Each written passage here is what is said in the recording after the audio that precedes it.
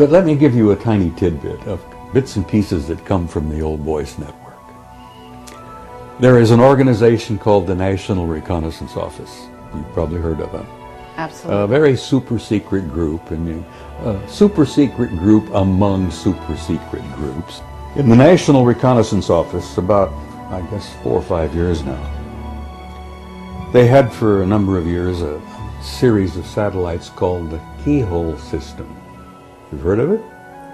Yes. Keyhole. Oh, it was super secret and probably the very best satellite system in the world. Mm-hmm. Well, they probably made it even better now. They could supposedly read a postage stamp from space.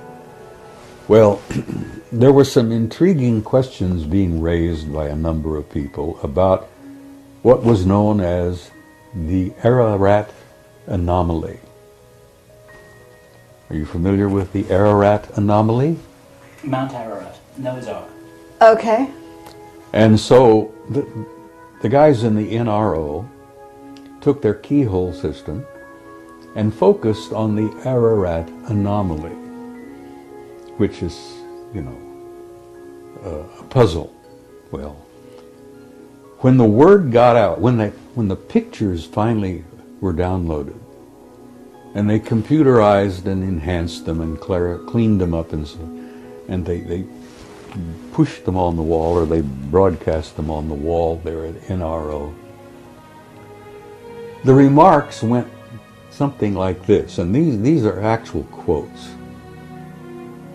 Jesus Christ, it's a goddamn boat. Christ, it's a big boat. Okay, one would say, why would something like that be so highly classified that it is way above top secret?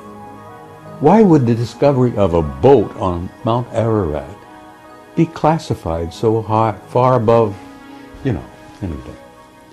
Anyhow, the story comes out.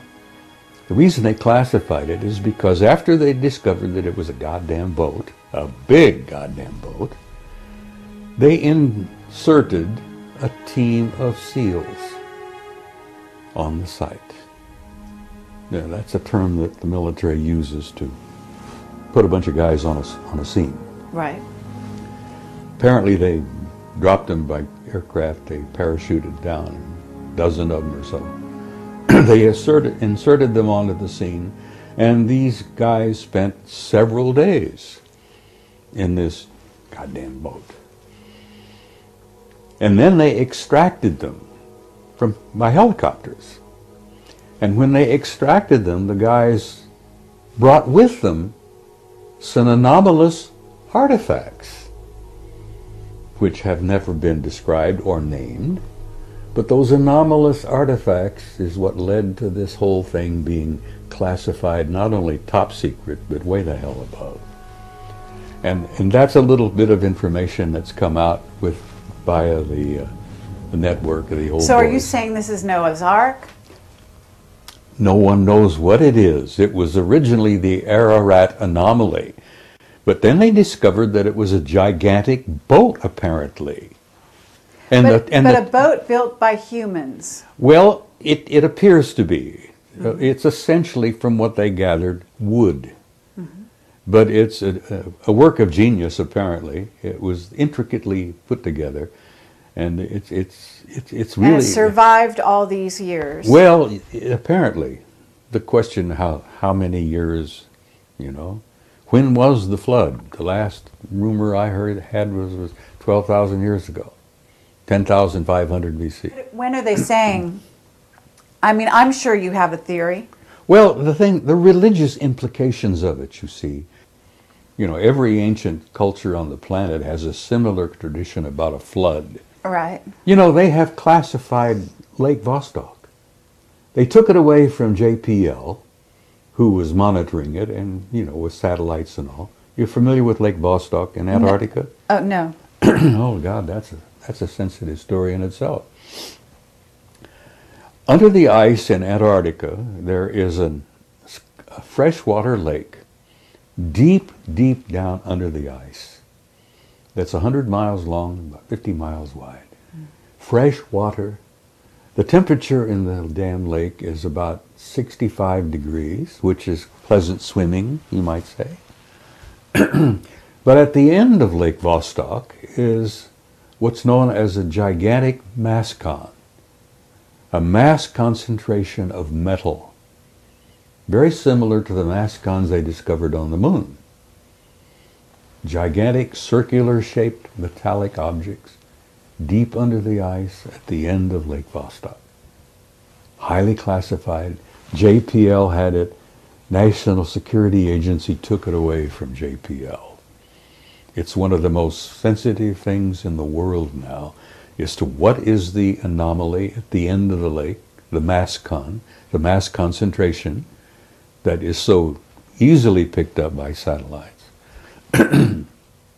Another top secret, you know? Mm-hmm. The common folk, you're not supposed to know that. Right. Why? Well, you can't handle it, you see. The implications of it are just too vast. Well, tell me this. Do the Chinese know it? Oh, I'm sure they do. As you may know, the Chinese now have gone into space in a big way. It never gets into the newspaper, but the last I heard, the Chinese have a satellite orbiting the moon, taking lots of pictures. Mm-hmm. Well, I'm hoping that the Chinese publish a lot of those pictures, because our own NASA people took many pictures. The Army took thousands of pictures under the Clementine project. Are you familiar with Clementine? I've heard of it. It was not a NASA program, it was an Army program, Department of Defense.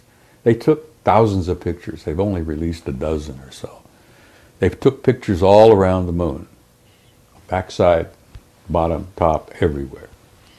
Well, are you in touch with Richard Hoagland? I know Richard. He's a good friend. Okay. So you know some of his recent research? Ah, well, I read his recent book, which is dynamite. Uh-huh. Okay. You know about the secret space program. Oh, yeah. And you know about the von Braun and the Nazis and what's been carried over to the U.S. Oh, honey, political it's bigger system. than that. But the big secret seems to have been for so long is, why are we keeping classified the enormous facilities on the moon? And they're not ours. Whose are they? Well, that's a good question. I can tell you flatly who they are. Okay. You familiar with the term Anunnaki?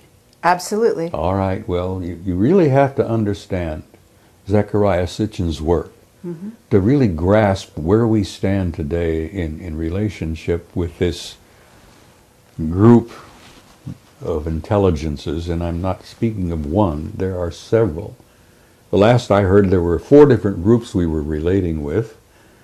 The Anunnaki are one, and there are others. Okay, this is very interesting. Can you describe the Anunnaki that first of all, have you had exposure to them face to face?